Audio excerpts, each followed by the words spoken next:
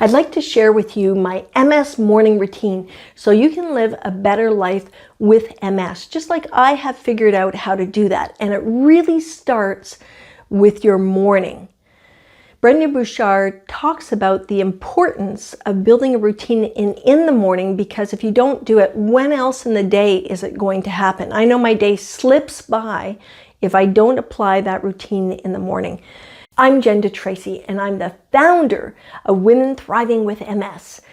And I help guide women to move from surviving with MS to striving with MS to thriving with MS. And I do that through one-on-one coaching, online programs, free Facebook group, and the Women Thriving with MS YouTube channel where you might be right now. Be sure to hit that subscribe button and hit the bell to be notified so you can get other videos from me. And as I guide you through this morning routine that I do, think about one thing that you can apply in your life, just one of the things. That means watch the video all the way till the end so you can see which activity would you like to incorporate in your life first. And start with that.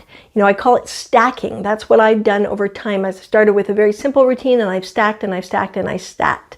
And you'll get videos about each thing that I talk about, or at least I'll reference videos for many of them. And if you go below the description of this video, you click on the links for each of the different actions or activities that I'm taking, and it will guide you through that process. Lots of goodness here. So let's get started. What do I do the night before to prepare to make sure I have success in the morning? That is the key. Number one, I make sure I have a glass of water ready to go so that I can drink it first thing in the morning. The other thing I do at night is I set my alarm. I set my alarm so it goes off and I get my butt out of bed. Now sometimes, yes, I will spend an extra few minutes waking up in the morning, no question, but avoid looking at your cell phone first thing in the morning. That is not going to help you get out of bed and get going with your day. If you are adamant about doing that, set 5 minutes to look at it, and when you turn off, press your alarm to shut, it will go off again in a couple minutes. Then put your phone down and get out of bed. So what I do is I get up, I drink my glass of water, I go to the bathroom, I do my bathroom routine, then I come out and I put on the kettle. I'm making warm water, which is important to drink. In my opinion, I think it's very good. And I add my homeopathic vitamins to it. If you have vitamins to take in the morning and you don't need to eat first, take those. While the kettle's boiling, I go back into the bathroom if I'm going to have a shower or a bath to warm up my body and get it more comfortable. It can be quite stiff in the morning. I don't know if you have that as a challenge for yourself, but I certainly do. And then when I get out of the bath or the shower, after I put on some clothes, I go into the kitchen again and I take that cup of water into this space where I am now and I start my morning routine. So what does it look like? I first of all focus on what I call respiratory gymnastics, otherwise known by Dr. Schmitzman as the healing breath. And if you want to learn about that, I've included a link to the video.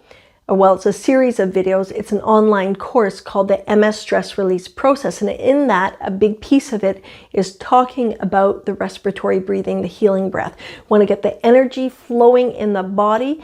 We want to make sure that you can breathe ideally out of both nostrils, which is something that I'm always working on. I don't know why. There seems to be always one nostril plugged. So I do the respiratory breathing first thing in the morning when I come into this space.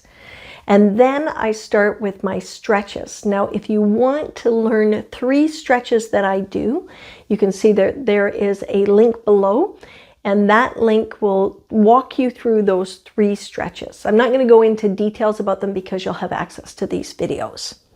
So I do those stretches. Now that can take anywhere from 15 minutes to half an hour, depending on the pace I'm moving at.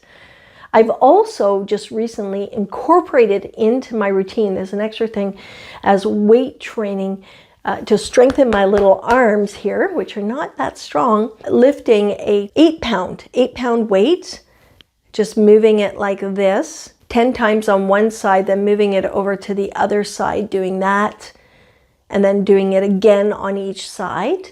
And now, in the last week, I've incorporated a 5-pound weight and doing up like this, which is harder, I find. If you have someone that can guide you on using weights, whether a physiotherapist or going to a trainer or joining the MS gym to learn some strengthening exercises, whatever that might be for you, I totally recommend that you do that.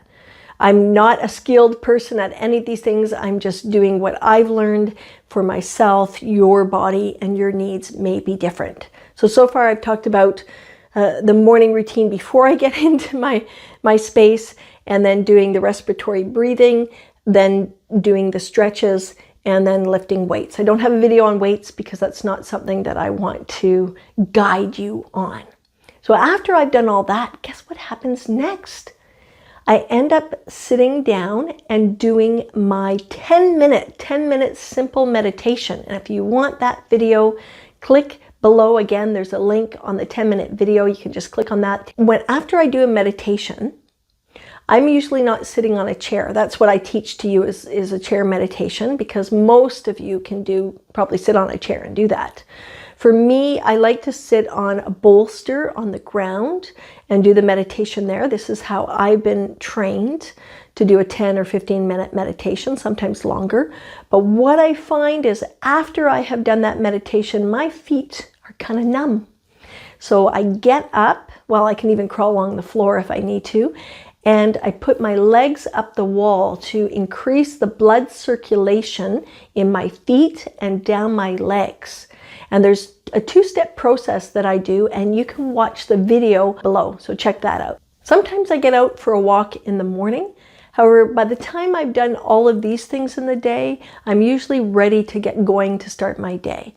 Now, if you are a person who's still working full-time or not working from home, you may not have the flexibility to do all of those things. And again, just a reminder, just pick one thing that is going to be best for you and go with that. Don't try and do all of these things. You can watch the videos below on YouTube and see what thing you might like to pick first, and then you can go from there. The key is drink water first thing in the morning. Most important of all, before you get going with your day, hydration is essential. Sometimes I even drink Gatorade to just give me a boost in terms of electrolytes on top of my vitamins, and that really can help pull me through if I'm really struggling. I'm Jen Tracy, as you know, the founder of Women Thriving with MS. So great to have you here today. And I hope if you haven't subscribed already, you will. Check out all the goodness below, and I will see you soon.